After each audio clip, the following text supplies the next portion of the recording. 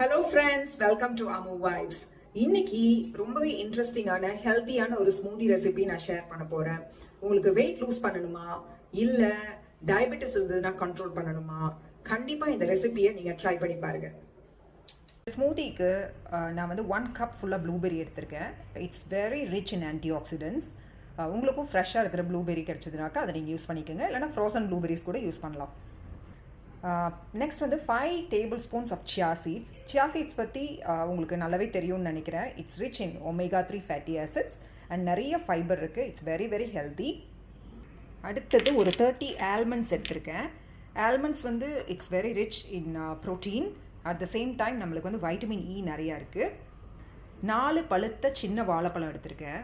பனானாவில் வந்து நிறைய பொட்டாசியம் இருக்குது, தென் ஃபைபர் இருக்குது. கான்ஸ்டிபேஷன்லாம் இருந்தால் கண்டிப்பாக ஹெல்ப் பண்ணும்.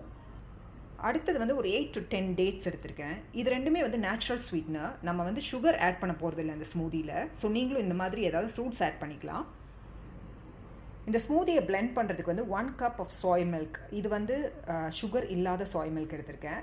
ஸோ நீங்கள் சோய் மில்க் யூஸ் பண்ணலாம், இல்லைனாக்கா ஃப்ரெஷ் மில்க் கூட யூஸ் பண்ணலாம். ஸோ உங்கள் டேஸ்ட்டை பொறுத்து உங்களுக்கு எது வேணுமோ அதை நீங்கள் யூஸ் பண்ணிக்கோங்க.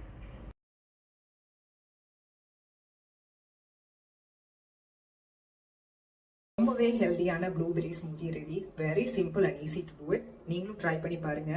கமெண்ட் பண்ணுங்க, ஷேர் பண்ணுங்க, சப்ஸ்கிரைப் பண்ணுங்க. தேங்க்யூ.